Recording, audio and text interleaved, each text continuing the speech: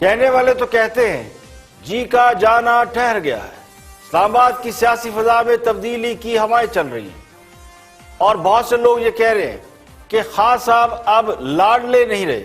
کل تک خان صاحب یہ فرما رہے تھے کہ ان کے علاوہ کوئی آپشن نہیں، اب وہ یہ کہہ رہے ہیں کہ اگر -1 ہو بھی گیا تو نظریے سے پیچھے نہیں ہٹیں گے۔ سوال یہ کہ ایک ہی روز میں ایسی کیا تبدیلی آئی کہ خان صاحب کے علاوہ کل تک کوئی آپشن نہیں تھا، اور اگلے دن وہ اسمبلی میں کھڑے ہو کے یہ فرماتے ہیں کہ کرسی آنی جانی چیز ہے لیکن نظریہ باقی رہنا چاہیے۔ خان صاحب نے کھول کر بتا دیا ہے کہ وہ جا بھی سکتے ہیں، اور جو جانے کی باتیں کی جا رہی ہیں وہ بے بنیاد نہیں ہیں، تو انڈائریکٹلی وہ اس بات کی بھی تصدیق کر رہے ہیں کہ -1 فارمولا کہیں نہ کہیں ڈسکس ہو رہا ہے اور وہ اپلائی بھی ہو سکتا ہے۔ میں نے یہ نہیں کہا کہ ہماری گورنمنٹ نہیں جانے والی، یا میں نے یہ نہیں کہا جس طرح کبھی کو کہ جی کرسی بڑی مضبوط ہے، کوئی مضبوط نہیں ہوتا، آپ آج ہیں کل نہیں ہیں۔ ہماری جماعت کو، ہماری گورنمنٹ کو کوئی نہیں کرا سکتا جب تک کہ ہم اپنے نظریے پہ کھڑے رہیں، اپنے پرنسپل۔ سارا شور مچا ہوا کہ کسی طرح بس 6-7 لوگوں کو عمران خان کہے کہ جی فکر نہ کرو میں NRO آپ کو دے دیا، کسی طرح -1 کروا کے یہ بچ جائیں گے۔ یہ -1 ہو بھی گیا تو باقی بھی کوئی ان کو نہیں چھوڑے گا انشاءاللہ۔ تو پچھلے چند دنوں کی ایکسرسائز سے لگتا یوں ہے کہ جن کی گردن میں سریا تھا وہ نکل چکا ہے۔ خان صاحب نے 2 سال اراکین اسمبلی اور اتحادیوں کو گھاس نہیں ڈالی، مقتدر حلقوں کی بھرپور سپورٹ سے انہوں نے جو چاہا وہ حاصل کر لیا، لیکن حکومت کی 22 ماہ کی کارکردگی سے بہت سی طاقتیں جو خان صاحب کے ساتھ کھڑی نظر آتی تھیں انہوں نے بظاہر خود کو نیوٹرل کر لیا۔ تو بجٹ کی منظوری کے بعد آئینی طور پر وزیر اعظم کے خلاف فوری طور پر تحریک عدم اعتماد نہیں لائی جا سکتی۔ اس کے باوجود خان صاحب جو قوم سے کہا کرتے تھے کہ گھبرانا نہیں، اب خود گھبرائے ہوئے نظر آتے ہیں۔ وزارت عظمیٰ ملنے کے بعد پہلی بار خان صاحب نے پارٹی کے سربراہ کے طور پر بیہیو کرنا شروع کر دیا ہے اور اپنے اراکین کو نظریے پر اکٹھا ہونے کی تبلیغ کر رہے ہیں۔ اب سوال یہ اٹھ رہا ہے کہ خان صاحب کا وہ نظریہ کیا ہے جس نظریے کی وہ بات کر رہے ہیں۔ پچھلے چند مہینوں کو دیکھیں تو پچھلے چند مہینوں میں جو سب سے بڑا نظریہ نظر آیا وہ یو ٹرن تھا۔ ہر فیصلے اور بیان اور پالیسی پر خان صاحب نے یو ٹرن لینے کے جو ریکارڈ قائم کیے ہیں وہ اب تاریخ کا حصہ بن چکے ہیں۔ خان صاحب ملک سے کرپشن کے خاتمے کا نظریہ لے کر آئے تھے، لیکن آج ان کی حکومت کے عام عہدیداروں پر کرپشن کے کئی الزامات ہیں۔ چینی سکینڈل سے لے کر پیٹرولیم سکینڈل تک اربوں روپے کی لوٹ مار اب بھی جاری ہے۔ تو خان صاحب کرپٹ لوگوں کا تعلق خواہ اپوزیشن سے ہو یا پھر حکومت سے ہو، احتساب کے عمل میں یعنی احتساب کو شفاف رکھنے میں ناکام رہے ہیں۔ بظاہر احتساب کرنے آئے تھے لیکن وہ انتقام بن چکا ہے، تو اس میں صرف اپوزیشن کو نیب سے رگڑا لگانا اسی کو احتساب سمجھ لیا گیا ہے، اور انتقامی کارروائی کیا اسے نظریہ کہا جا سکتا ہے؟ تو خان صاحب یہ فرما رہے ہیں کہ نظریے پر قائم رہے تو ان کی حکومت کوئی نہیں گرا سکتا۔ تو لوگ اب اس نظریے کو ڈھونڈ رہے ہیں جس کی بنیاد پر حکومت قائم رکھی جا سکتی ہے۔ سارے میرے خرچے سب کچھ میں اس لیے کرتا ہوں کہ مجھے کبھی فکر نہ ہو اپنی کرسی چھوڑنے کی، کبھی بھی مجھے اپنے اصولوں پہ اور نظریے پہ کمپرومائز نہ کرنا پڑے۔ کبھی بھی آپ کو اپنی کرسی چھوڑنے سے گھبرانا نہیں چاہیے۔ کرسی آنے جانے کی چیز ہے، لیکن جو آپ کو کبھی چھوڑنا نہیں چاہیے وہ ہے آپ کا۔ تو دنیا مکافات عمل ہے۔ کل تک جو لوگ دوسروں کو تانا دیے کرتے تھے کہ ان کا بیانیہ کیا ہے، ان کا نظریہ کیا ہے، ووٹ کو عزت دو کا نعرہ لگانے پر ان کا مذاق اڑایا کرتے تھے اور نظریے کی بنیاد پر سیاسی جدوجہد کی حقیقت کو ماننے سے انکاری تھے، آج وہ بھی نظریے کی بنیاد پر حکومت میں رہنے کے دعوے کر رہے ہیں۔ تو اس کا مطلب یہ ہے کہ اس بات کی سمجھ سب کو ہے، اس حقیقت کا ادراک سب کو ہے کہ جس جماعت کا کوئی نظریہ نہ ہو عوام اس کے ساتھ کھڑے نہیں ہوتے۔ خان صاحب نے اقتدار کا تقریباً نصف عرصہ طاقتور حلقوں کی مدد سے گزار لیا ہے، اب ان کا خیال یہ ہے کہ باقی مدت وہ اپنے نظریاتی ہونے کی بنا پر پوری کر لیں گے۔ تو اصل امتحان اب شروع ہوا ہے، جب انہیں کسی بڑی طاقت کی مدد کے بغیر کاروبار حکومت چلانا ہے۔ تو لگتا یوں ہے کہ اب گھبرانے کی باری قوم کی نہیں بلکہ اب گھبرانے کی باری خود حکومت کی اور خان صاحب کی ہے. اب قدم قدم پر انہیں یہ سننے کو مل سکتا ہے کہ آپ نے گھبرانا نہیں, اب حکومت کو صرف میرٹ پر چلانا ہے. اب اگلے 6 مہینے گھبراہٹ کے ہیں. قوم تو گھبراہٹ کے بغیر امتحان سے گزر گئی. دیکھنا یہ ہے کہ جو نہ گھبرانے کا درس دیا کرتے تھے وہ خود گھبراتے ہیں یا نہیں. سیاسی ماحول تیزی سے بدل رہا ہے. خان صاحب اقتدار بچانے کی جدوجہد میں مصروف ہیں اور نواز شریف کلیئر ہو رہے ہیں. اسے مکافات عمل کہیں یا دائروں کا سفر, کل تک جو مائنس ہو رہے تھے وہ پلس ہو رہے ہیں اور جو پلس تھے وہ خود ہی مائنس ہونے کی باتیں کر رہے ہیں. نواز شریف کو سزا سنانے والے جج ارشد ملک کو آج لاہور ہائی کورٹ نے نوکری سے نکال دیا. جج ارشد ملک نے سابق وزیر اعظم نواز شریف کو العزیزیہ کیس میں 7 سال قید کی سزا سنائی تھی, جس کے بعد نواز شریف کچھ عرصہ جیل میں گزار چکے ہیں. جج ارشد ملک نے دسمبر 2018 میں نواز شریف کو العزیزیہ اسٹیل مل کے مقدمے میں سزا سنائی تھی, جبکہ فلیگ شپ ریفرنس میں نواز شریف کو بری کر دیا تھا. اس فیصلے کے کچھ عرصے بعد مسلم لیگ نواز کی رہنما مریم نواز نے ایک پریس کانفرنس میں جج ارشد ملک کی ایک ویڈیو جاری کی, جس میں برطرف جج ارشد ملک کو یہ کہتے ہوئے سنا گیا کہ سابق وزیر اعظم نواز شریف کو سزا دینے کے حوالے سے ان پر شدید دباؤ تھا. انہیں اس فیصلے کے بعد راتوں کو نیند نہیں آتی. وہ سابق وزیر اعظم سے مل کر ان سے معافی مانگنا چاہتے ہیں. سوال بجانا دے کہ وہ کدے اس جگہ تھوڑا جہا ٹائٹ کر سن, کدے اس جگہ تو تھوڑا جہا ناب کما سن. آخر تے وائلن جڑی وائلن ہوندی ہے وہ وہی آواز نکلتی جیڑی وہ چاہتے کدے اتوں گھمائی چڑے, کدے اس تھوڑا جہا ٹھلا کر چڑیا, ادھر اس تھوڑا ٹائٹ کر چڑیا. ترجندیاں دی میں یہ گل کر رہا وہ جدو ساتھ سیٹ کر رہے ہوں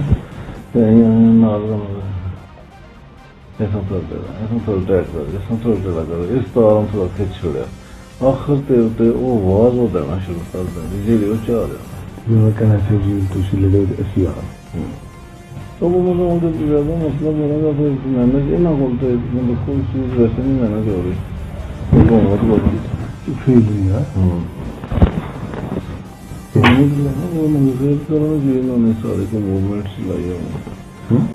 یہ پہلی ویڈیو تھی جو مریم نواز نے ایک پرہجوم پریس کانفرنس میں جاری کی. اس کے حوالے سے خود مریم نواز نے پریس کانفرنس کی اور نواز شریف کی سزا ختم کرنے کا مطالبہ کیا.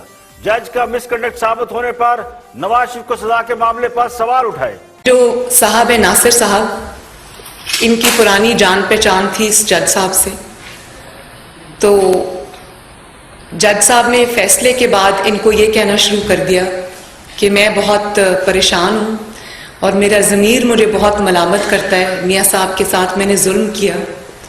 اور پھر انہوں نے ایک دفعہ کہا کہ مجھے ڈراؤنے خواب آنے لگے ہیں تو میں بہت پریشان ہوں, مجھے رات کو نیند نہیں آتی کہ ایک بے گناہ کے ساتھ زیادتی ہوئی. تو آپ ایسا کریں, آپ میرے گھر تشریف لائیں. پہلے ان کو کہا کہ آپ مجھے کہیں ملیں اور وہاں پر میں آپ کے ساتھ ملوں گا. میں آپ کو ایسے آپ کو سارے پوائنٹس دینا چاہتا ہوں جس کے اندر نواز شریف کی جو بے گناہی ہے وہ ثابت ہوتی ہے.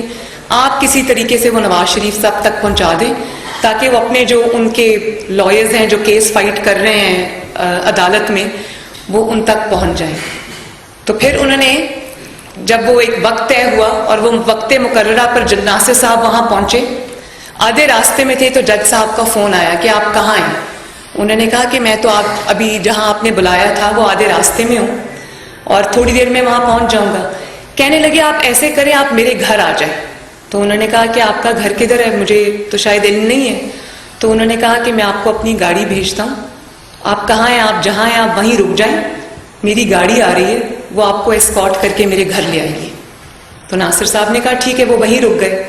انہوں نے کہا کہ مجھے آپ ڈکٹیٹ کرائیں گے تو مجھے تو اتنا لیگل لینگویج لکھنی نہیں آتی, اگر آپ مجھے اجازت دیں تو میں اپنا کوئی اسٹینو یا وہ میرے آفس میں کوئی انسان کام کرتا ہے, میں نہیں جانتی وہ کون ہے, اس کو لے آؤں ساتھ. تو انہوں نے کہا آپ کے بھروسے کا بندہ ہے. انہوں نے کہا بالکل میرے بھروسے کا. انہوں نے کہا آپ لے آئے. تو وہ موٹر سائیکل پہ تھا پیچھے، ناصر صاحب وائٹ گاڑی میں.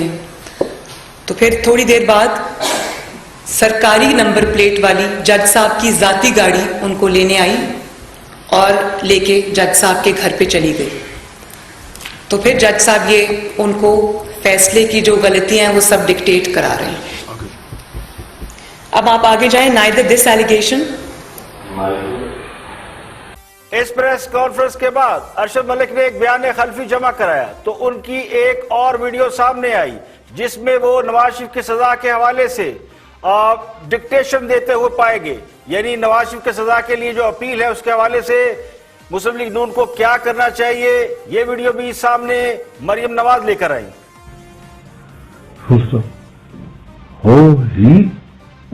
How he earned money,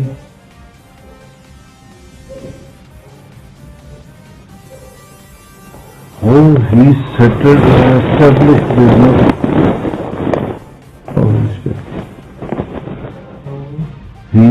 he established business, who helped, from where established business, from where he got finances,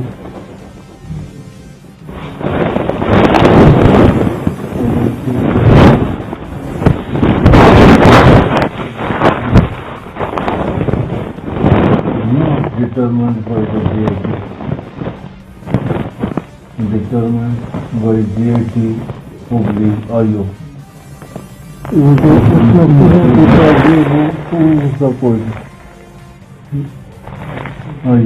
Next, no evidence that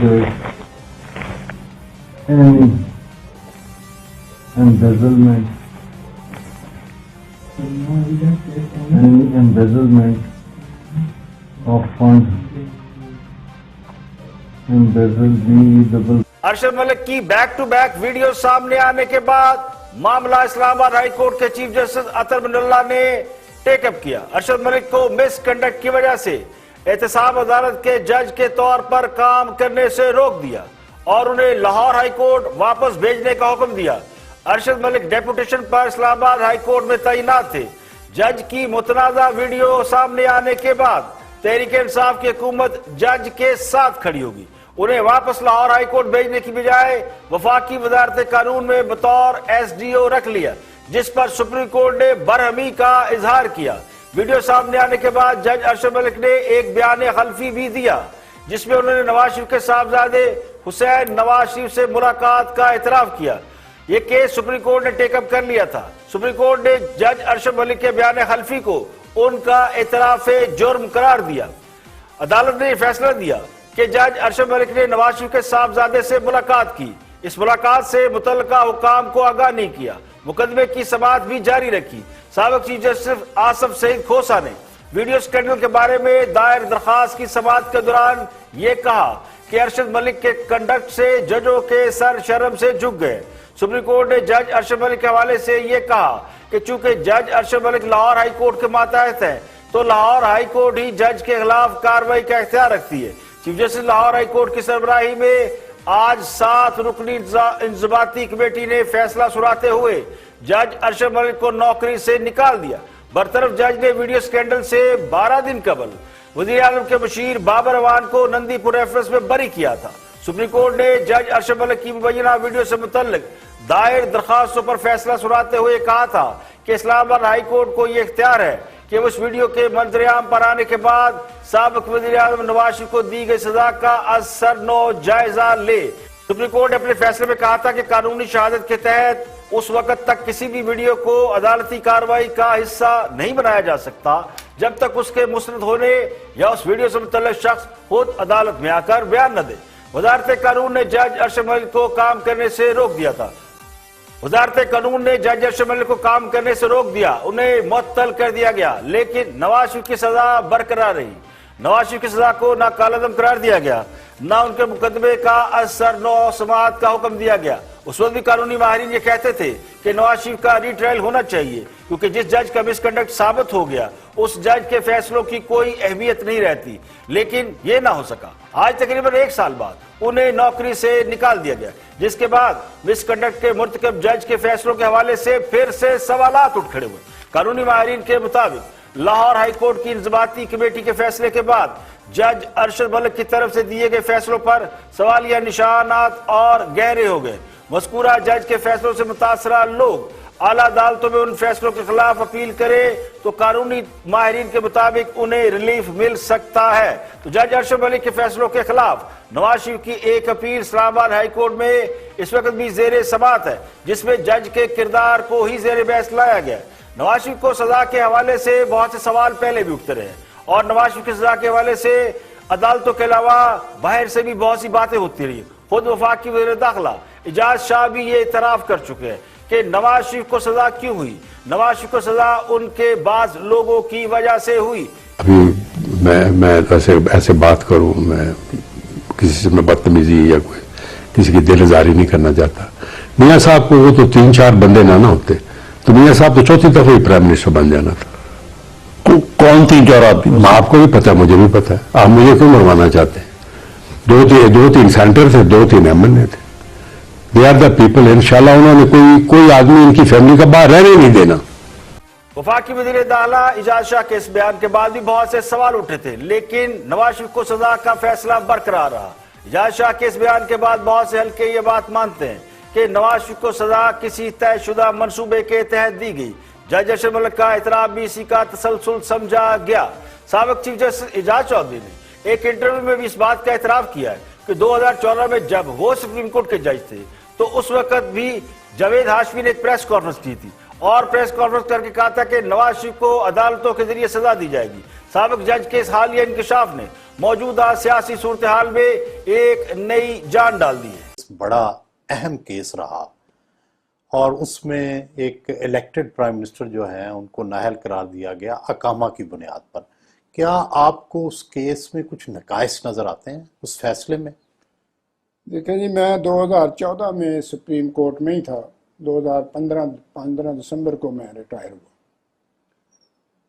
और वहाँ एक प्रेस कॉन्फ्रेंस, एक धरना हुआ था, इमरान खान साहब कर रहे थे।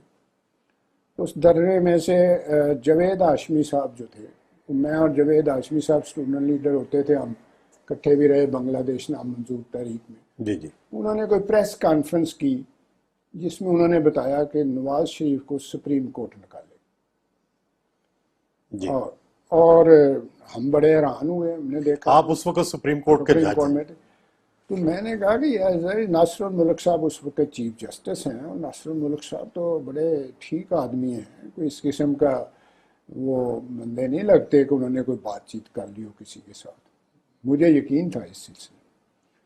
खैर वो वक्त गुजरता गया और फिर नवाज शरीफ को सुप्रीम कोर्ट ने निकाला पनामा केस में।